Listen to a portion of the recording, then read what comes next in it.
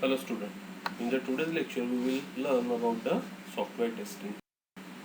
Department vision mission, these are the department vision and missions. These are the POs of our department. Learning outcome, after completion of this lecture student will able to understand the testing methods, levels of testing. Prerequisite is design notation. So now testing methods and levels of testing. What is exactly the software testing? The software testing is the process of validating and verifying that a software program or the application or the product meets the business and the technical requirement that guided its design and development. क्या होता है software testing कि जो भी requirements के accordingly हमने software को design किया हुआ है, क्या वो अभी सॉफ्टवेयर डिज़ाइन करने के बाद में हमारे रिक्वायरमेंट्स को फुलफिल कर रहे हैं या नहीं, ये टेस्ट करना मतलब होता है software testing. Testing is the process of demonstrating that the errors are not present. अगर टेस्टिंग की एक डेफिनेशन देखेंगे तो टेस्टिंग मतलब क्या होगा कि वो हमको ये बताएगा कि हमारे सॉफ्टवेयर में कोई एरर्स प्रेजेंट नहीं है. But the more appropriate definition is this. ये तो एक सिंपल डेफिनेशन होगी, बट अगर हम according to IEEE software testing की डेफिनेशन को अगर समझेंगे तो सॉफ्टवेयर टेस्टिंग की करेक्ट डेफिनेशन क्या होगी? Testing is the process of executing a program with intent of finding errors. क्या होता है exactly software testing? Software testing मतलब ये होगा कि हम प्रोग्राम को एग्जीक्यूट करेंगे किस पर्पज से कि to find out the number of errors. मतलब सॉफ्टवेयर में एरर नहीं है, ये हमारी करेक्ट टेस्टिंग नहीं होगी. करेक्ट टेस्टिंग क्या होगी कि हम सॉफ्टवेयर को इस तरीके से डिफरेंट वे से एग्जीक्यूट करेंगे और ट्राई करेंगे to find out the errors in the software. Okay, this is the correct definition of the software testing. Now the principles और ऑब्जेक्टिव और गोल ऑफ सॉफ्टवेयर टेस्टिंग क्या रहेंगे? Finding the defects, gaining the confidence. Finding करेंगे हम defects को इन the software, और अगर हमने फाइंड आउट कर लिए एरर्स को तो हम उसको सॉल्व करेंगे. तो इसकी वजह से क्या होगा? Gaining a confidence and providing the information about the level of quality. हम क्या करेंगे? डिफेक्ट को प्रिवेंट करेंगे और श्योर करेंगे the end result meets the business और द यूजर रिक्वायरमेंट्स. जो भी रिजल्ट्स हमको मिलने वाले वो हमारे कस्टमर के रिक्वायरमेंट्स को मीट कर रहे हैं. These are the some principle, objective और goal of software testing. Purpose क्या रहेगा और the need? Software testing is very important because of the following reason. Software testing is really required to point of view of to point out the defects and the error that were made during the development phase. During the development phase जो भी errors create हुए होंगे उसको point out करना है. जो भी errors develop हुए होंगे उस या फिर डिफेक्ट डेवलप हुए होंगे उसको हमको क्या करना है? पॉइंट आउट करना है. और एरर्स को भी हमको यहाँ पे पॉइंट आउट करना है. तो उसके लिए हमको ज़रूरी होगा कि to perform the software testing. It is essential since it make sure of the customer reliability and their satisfaction in the application. अगर हमने प्रॉपर तरीके से सॉफ्टवेयर टेस्टिंग की तो जो हमारा कस्टमर रिलायबिलिटी होगा या फिर कस्टमर का सेटिस्फैक्शन होगा वो हम प्रॉपरली कर पाएंगे.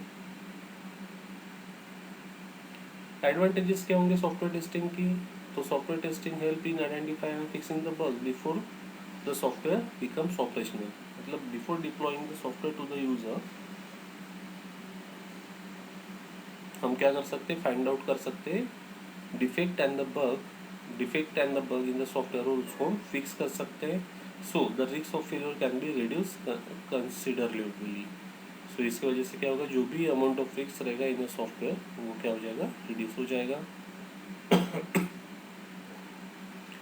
Software testing is a part of software development process. अभी सॉफ्टवेयर टेस्टिंग किसका पार्ट रहेगा? Software development. जैसे कि हमने 5 फेजेस देखी: कम्युनिकेशन, प्लानिंग, कंस्ट्रक्शन,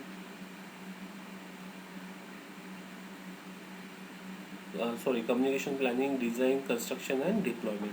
तो यहाँ पे जो कंस्ट्रक्शन था तो कंस्ट्रक्शन में 2 चीज़ें परफॉर्म होती थी. First one is development, second one is testing. तो यहाँ पे अगर मैं सॉफ्टवेयर टेस्टिंग की बात करूँ तो ये हमारा किस चीज़ का पार्ट है? सॉफ्टवेयर डेवलपमेंट प्रोसेस का. और जो क्या परफॉर्म करता है? To find out the root cause analysis. ये क्या करता है? रूट कॉज एनालिसिस करता है for which helps in making the more efficient. ठीक है, मतलब अगर हमको रूट कॉज पता चल गया तो हम उसको सही तरीके से सॉल्व कर सकते हैं. These are the of software testing. Now the testing methods क्या होती है, तो once the software develop it should be tested in the proper manner before the system is delivered to the user. For this two techniques that provide the systematic guidance for designing the test are used. First one is white box and second one is black box. These are the two techniques जिसको method testing methods भी बोलेंगे. So first one is white box and second one is black box. So now first one is black box. Black box testing क्या होता है कि here it is also known as the behavioral testing.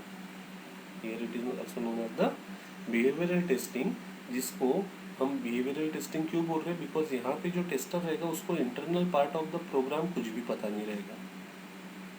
Okay, that means tester don't have the knowledge of internal structure और design of the system, but फिर भी वो testing perform कर रहा है. दैट मीन्स व्हाट, कि वो क्या कर रहा है, because the tester is not see the internal code of design. वो सिस्टम का क्या चेक करेगा, by performing the black box testing behavioral of the system. इसलिए हम इसको बोलते हैं black box testing. This is the diagram of black box testing where first one is input and second one is output. Black box जहाँ पे लिखा हुआ वो black color से fill किया हुआ. That means what, कि tester does not don't have any knowledge of the internal design of the structure. वो इंटरनली सॉफ्टवेयर को टेस्ट नहीं कर रहा है, वो क्या दे रहा है, जस्ट इनपुट दे रहा है और आउटपुट चेक कर रहा है. That means as per the requirement software design हुआ है या नहीं, कस्टमर की रिक्वायरमेंट को फुलफिल कर रहा है नहीं, वो एक्सटर्नली चेक कर रहा है by giving the some input and checking the output. अभी इस मेथड में क्या क्या किस तरीके कैटेगरी के एरर्स को फाइंड आउट किया जाता है, तो सबसे पहले इनकरेक्ट और missing function and interface errors. Incorrect और मिसिंग फंक्शंस को फाइंड आउट किया जाएगा, इंटरफेस एरर्स को फाइंड आउट किया जाएगा. जो भी एरर्स होंगे डेटा स्ट्रक्चर में और एक्सटर्नल डेटा बेसिस एक्सेस में वो फाइंड आउट किया जाएगा. बिहेवियर और परफॉर्मेंस ऑफ सिस्टम चेक किया जाएगा. That means behaviour and performance errors को फाइंड आउट किया जाएगा. Initialisation termination of system, that means initialisation termination errors को भी यहाँ पे फाइंड आउट किया जाएगा by performing the black box testing.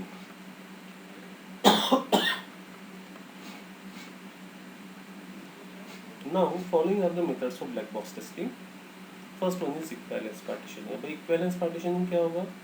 Equivalence partitioning is the process of methodically reducing the huge set of possible test cases in much smaller but still equally effective. It is also called as equivalence classing.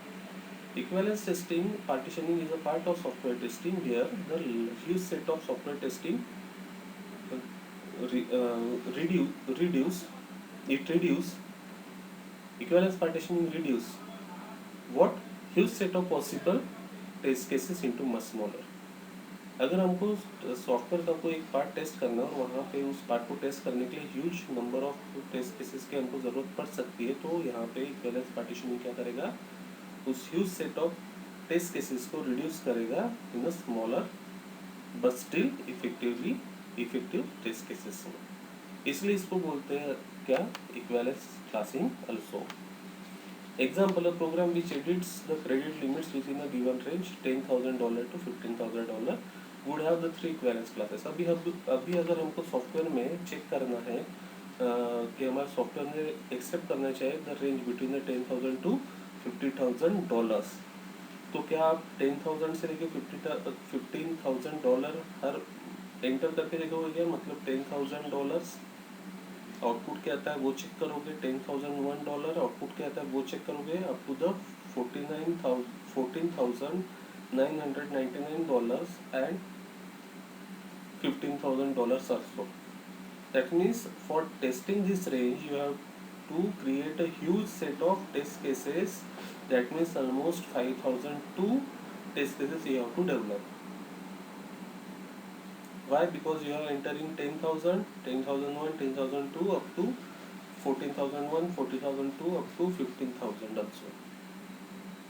So if you calculate, so there are total 5,002 test cases you have to create. This is a huge set of test cases. But equivalence partitioning ने क्या किया, इस huge set of test cases को reduce कर दिया but still effective बना दिया हुआ. तो किस तरीके से, सो यहाँ पे इक्विवेलेंस क्लासेस की अगर हम बात करें तो यहाँ पे इक्विवेलेंस क्लासेस 3 क्लास तैयार करेगा. So these are the 3 classes. First one less than 10,000, आप एंटर करके देखो $10,000 के नीचे की एंट्री मतलब $9,999 $8,000, $7,500 और $5,000। सो अगर आपके सॉफ्टवेयर ने 10,000 से लेके 15,000 तक के एंट्री को एक्सेप्ट करना चाहे, तो जब आप बिलो 10,000 एंटर करोगे तो उसने क्या बताना चाहिए, invalid entry. So first partition is what, कि एंटर करो आप सिस्टम में बिलो 10,000, तो वो आपको क्या बताएगा, इनवैलिड। उसने क्या बताना चाहिए आपको, इनवैलिड एंट्री। बट अगर हमारी रेंज है 10,000 से 15,000, सो बिटवीन 10,000 एंड 15,000 जब भी आप कुछ भी एंटर करोगे, जैसा 14,000, 13,000, 14,999 और 15,000, सो वो क्या रहेगा हमारा, वैलिड इनपुट। वो हमारा क्या रहेगा, valid input. And third one, कि अभी हमको 15,000 के ऊपर में भी नहीं चाहिए, तो आप क्या करोगे कि एंटर करके देखोगे डॉलर्स अबाउट द 15,000, तो ये भी हमारा किस में जाएगा, इनवैलिड में। मतलब instead of executing 5,002 test cases, you have to execute only 5 to 7 test cases, but this test cases belong this partitions. Sometime you have to enter below 10,000, sometime you have to enter between the 10,000 and 15,000, sometime you have to enter above the 15,000. So equivalence partitioning helps to reduce the huge number of test cases into the smaller but still effective. This is the concept of equivalence partitioning in black box test. So here less than 10,000 invalid रहेगा, between 10 to 15,000 valid रहेगा, greater than 15,000 again invalid रहेगा। अगर आपका यहाँ पे सही सारी entry correct आ गई, दैट मीन्स जो भी कंडीशन आपने वहाँ पे दिया हुआ बिटवीन द 10 to 15,000 उसने रिसीव करना चाहिए, वो वहाँ पे प्रॉपरली रिसीव कर रहा है। Okay, second one is boundary value analysis. Boundary value analysis में क्या होगा, many system have the tendency to fail on the boundary. Maximum system कहाँ पे फेल होती है, on the boundary. So it is important to test the boundary condition of the application. For example, if you want to display the number from 10 to 49, the condition will be if n is greater than equal to 10 and n is less than 50. But if you have given the condition like if n is greater than 10 and n is less than 50, that means what, कि यहाँ पे आपने n is greater then और equal to 10 चाहिए था, but आपने equal to नहीं लिखा, तो यहाँ पे फेल हो सकता है। तो इसकी वजह से क्या होगा, 10 विल नॉट गेट प्रिंटेड। और इफ आपने क्या किया कि n is greater than equal to 10 and n is less than equal to 50, but हमको 50 चाहिए नहीं, तो इस केस में क्या होगा, वो 50 भी प्रिंट करेगा, जो रॉन्ग रहेगा। So for this example we have to test 9, 10, 11 and 48, 49, 50 values of n. So instead of entering the input from 10 to 49, आप क्या करोगे, generally boundary value analysis use करोगे। और बाउंड्री वैल्यू एनालिसिस में आप क्या करोगे, लोअर एंड हायर नंबर को फाइंड आउट करोगे, और उसमें क्या करोगे, टेस्ट करोगे लोअर नंबर को, लोअर -1 को, लोअर +1 को, that means 10, 10 - 1 9 and 10 + 1 11। So lower के लिए आप ये तीन कंडीशन को चेक करोगे। अगर आपको रिजल्ट सही मिल गया, दैट मीन्स यू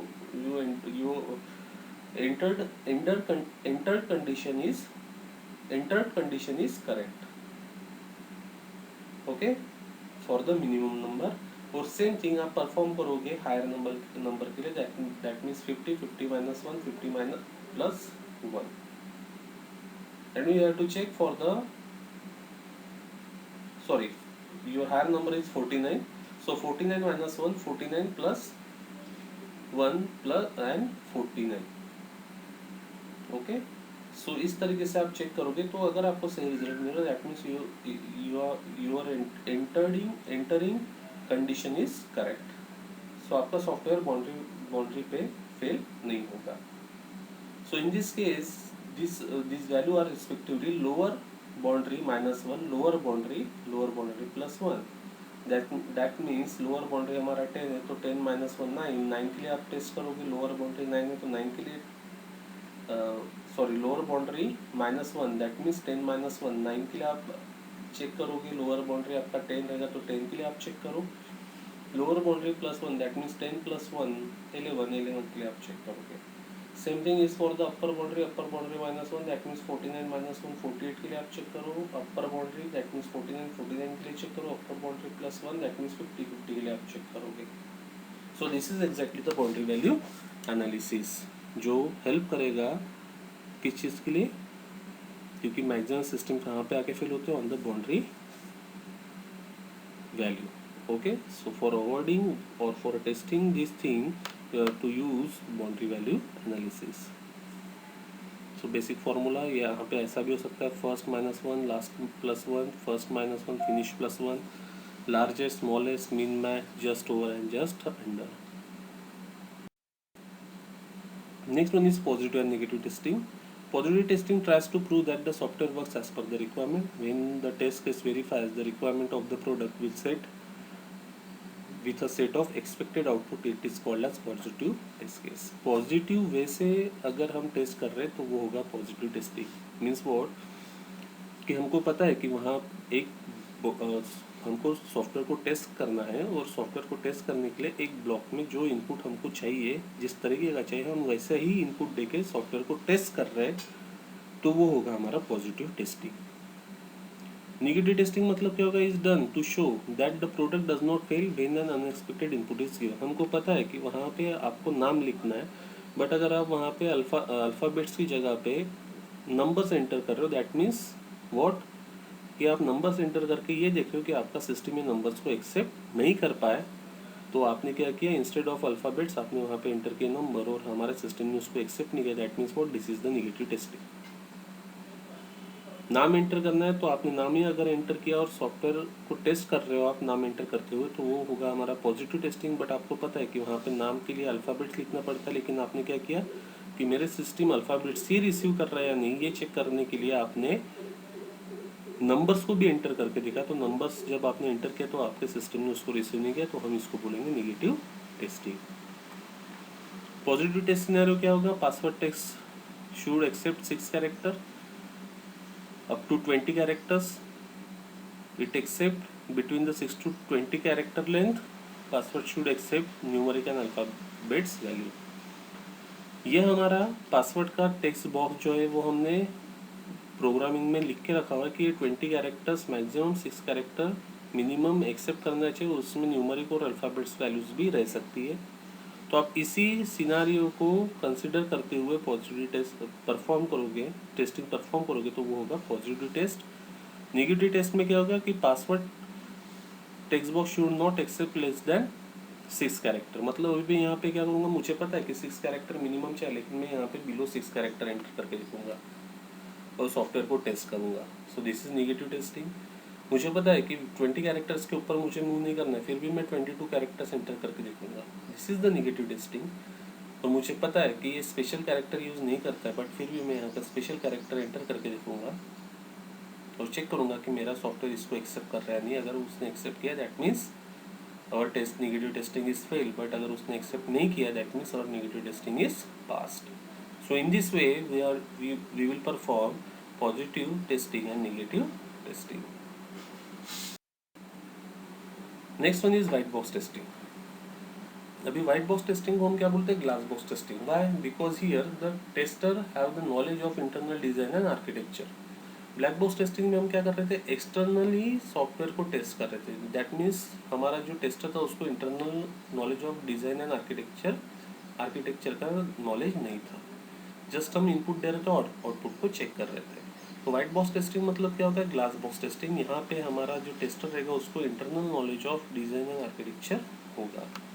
सो यहाँ पे जो टेस्टर है वो इंटरनली सॉफ्टवेयर को टेस्ट करेगा, और ब्लैक बॉक्स में एक्सटर्नली सॉफ्टवेयर को टेस्ट किया जाता है, इसलिए उसको बोलते हैं बिहेवियर है.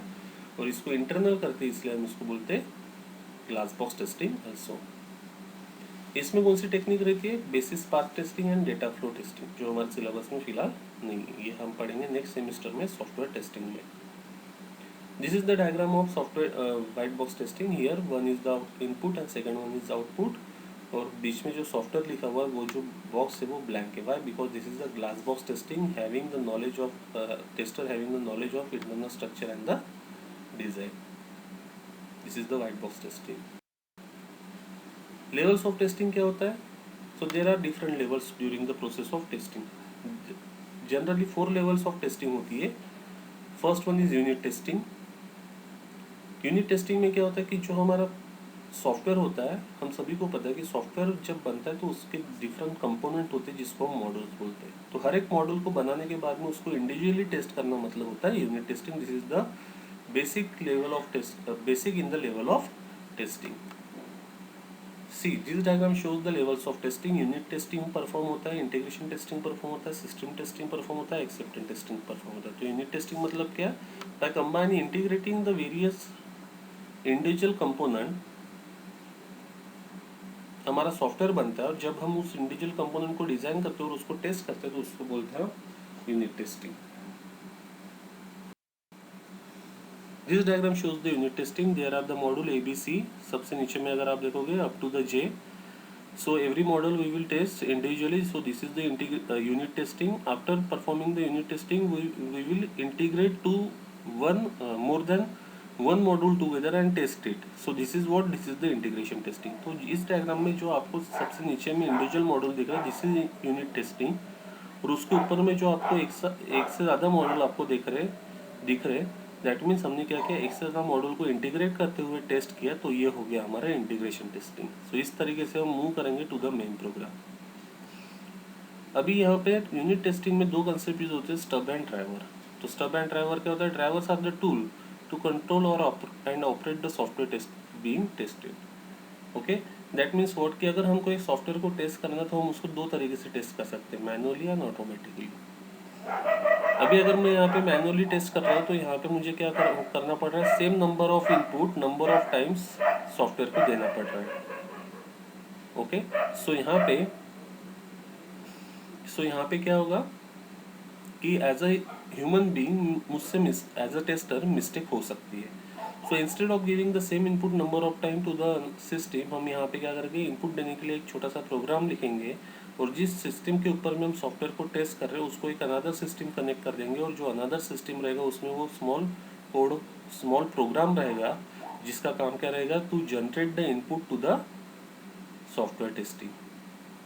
सो जिस सिस्टम के ऊपर में हम सॉफ्टवेयर को टेस्ट कर रहे हैं उस सिस्टम को जो हम अनदर कंप्यूटर कनेक्ट करेंगे with the some program, developing program, वो सिस्टम जो है परफॉर्म करेगा the work of keyboard and mouse. किस चीज़ का? उस सिस्टम का कीबोर्ड एंड माउस जिसके ऊपर में हम सॉफ्टवेयर को टेस्ट करें. तो जो हमने नया सिस्टम यहाँ पे कनेक्ट किया हुआ उसका काम क्या रहेगा, to provide the input to the software testing performing on the another computer. तो इसको हम बोलेंगे driver. That means another system जो अभी हमने नया ऐड किया हुआ, he is the driver of performing the software testing on the another system. He plays the role of keyboard and mouse. So यहाँ पे क्या होगा, सॉफ्टवेयर टेस्टर को वहाँ पे कंटिन्यूसली बैठना नहीं पड़ेगा और कोई दूसरा काम कर सकता है, और continuously same input number of time वो सॉफ्टवेयर टेस्टिंग के लिए प्रोवाइड कर सकता है. सो this is the driver. Next one is stub. अभी स्टब मतलब क्या होगा कि अगर मुझे यहाँ पे किसी सॉफ्टवेयर को टेस्ट करना है, एग्जांपल डिवाइस ड्राइवर है, प्रिंटर के लिए मैंने एक ड्राइवर बनाया हुआ, this is one kind of application, one kind of software. So मुझे उस ड्राइवर को चेक करना है. सो फॉर दैट अभी अगर मेरे ऑर्गेनाइजेशन में प्रिंटर अगर अवेलेबल नहीं होगा तो फिर मैं किस तरीके से सॉफ्टवेयर को टेस्ट करूँगा. सो इंस्टेड ऑफ प्रिंटर मैं यहाँ पे एक कंप्यूटर सिस्टम को कनेक्ट कर दूंगा उस सिस्टम के साथ में जिसके ऊपर में मैं टेस्टिंग परफॉर्म कर रहा हूँ, और जो अनदर सिस्टम मैंने कनेक्ट किया हुआ उसके ऊपर में कुछ प्रोग्रामिंग करके उसको मैं कनेक्ट कर लूँगा नेटवर्क में विद द कंप्यूटर जिसके ऊपर में हम टेस्टिंग परफॉर्म कर रहे हैं, और जो नया कंप्यूटर हमने ऐड किया वो यहाँ पे बिहेव करेगा लाइक अ प्रिंटर. सो जो नया कंप्यूटर हमने यहाँ पे ऐड किया हुआ वो होगा हमारा स्टब. फॉर एग्जाम्पल आप जब गारमेंट्स की शॉप में जाते हो तो वहाँ पे नंबर ऑफ स्टब रहते जिसके ऊपर में कुछ लेडीज के स्टब रहते, कुछ जेंट्स के रहते, कुछ किड्स के भी रहते. तो the role of stub is what कि जो भी नया स्टॉक आया हुआ है मार्केट में उस शॉप में, तो वो नया स्टॉक डिस्प्ले में उस स्टब के ऊपर में वियर करके रखते हैं. सो this is what the stub.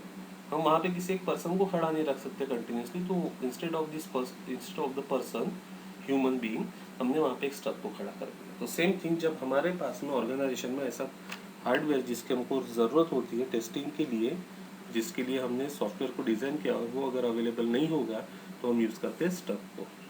Driving school में भी सेम थिंग है कि आपको डायरेक्टली कार में नहीं बैठाते, आपको सबसे पहले कुछ दिनों की ट्रेनिंग देते हैं एक एनवायरनमेंट में जो रहता है like a car. So this is again one kind of stub. So these are the role of drivers and stuff in the unit testing. Second one is integration testing. After performing the unit testing, we will go for the integration testing, where unit testing में हम हर एक model को individually test कर रहे हैं, तो यहाँ पे इंटीग्रेशन टेस्टिंग में हम क्या करेंगे, मोर देन वन मॉडल को इंटीग्रेट करते हुए टेस्ट करेंगे. सो this is the integration testing. This is the logical extension of unit testing also. The purpose of this level of testing is to expose the fault in the interaction with the integrated units. इसका purpose क्या रहेगा, expose करेगा faults को after integrating one unit with the another unit. Third रहेगा system testing. Here we will check the software with the system. Okay, it checks the entire system functionality and the communication of the system under the development with the external system. Most of the software and hardware compatibility issue can be uncovered using the system test execution. Acceptance testing. Acceptance testing is the level of software testing process where the system is tested for acceptability. यहाँ में हम software को किस चीज़ के लिए test करते हैं, for the acceptability. यहाँ पे परफॉर्म होता है alpha testing and beta testing. We will learn in the next semester in the software testing.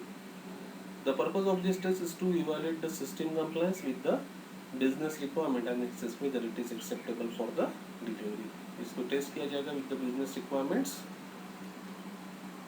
और चेक किया जाएगा कि ये एक्सेप्टेबल रहेगा फॉर द डिलीवरी और not. So this is the top level in the software testing, acceptance testing. So there are the basic 4 levels: unit testing, integration testing, system testing and acceptance testing. Unit testing में हम हर एक module को individually test करते हैं.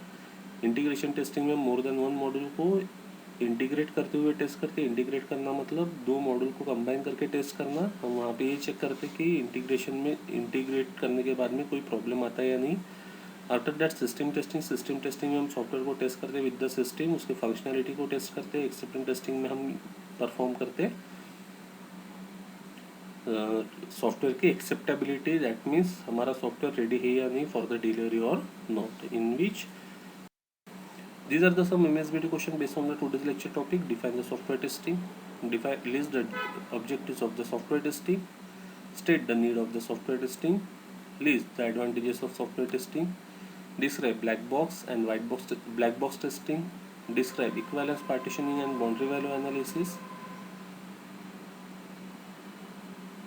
describe positive and negative testing, describe white box testing with their advantages and disadvantage, differentiate between the black box and white box testing. So these are the basic questions based on the today's lecture topic. And last one is describe acceptance testing. Summary of learning. आज हमने discuss किया testing methods, testing levels. In the next lecture we will learn test documentation. Thank you.